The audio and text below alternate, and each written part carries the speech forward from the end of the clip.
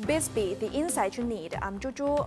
Since the signing of the Bretton Woods Agreement in 1944, the US dollar has been the largest foreign exchange reserve currency in the world, as Phoenix New Media reports. According to the latest report released by the International Monetary Fund, or IMF, the US dollar accounts for nearly 60% of the foreign exchange reserves of central banks around the world.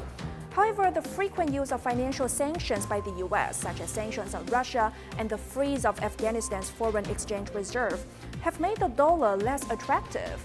We are already seeing that some countries have renegotiated the currency that they get paid for trade. China is already buying Russian energy with the yuan, while India is looking into a rupee to ruble trade arrangement. Myanmar is considering using Indian rupees for trade. The US sanctions against Russia have also led to rising global energy and metal prices, which has exacerbated severe inflation in the US. The inflation rate in the country hit 8.5% annually in March, a new 40-year high.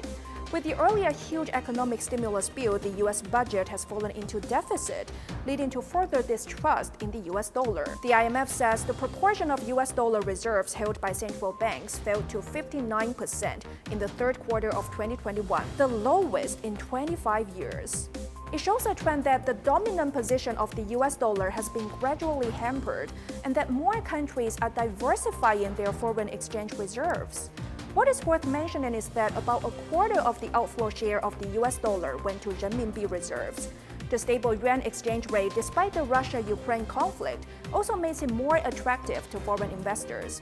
Data from SWIFT, the world's leading secure financial messaging services provider, shows that the share of renminbi in global foreign exchange reserves has largely increased since 2016.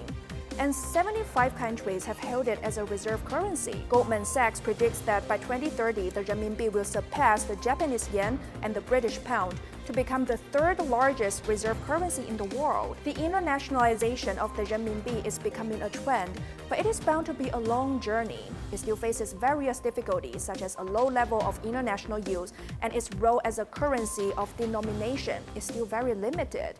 However, with the trend of de-dollarization, China's stable economic growth, and further opening up, the internationalization of the renminbi is facing a critical point and is expected to accelerate.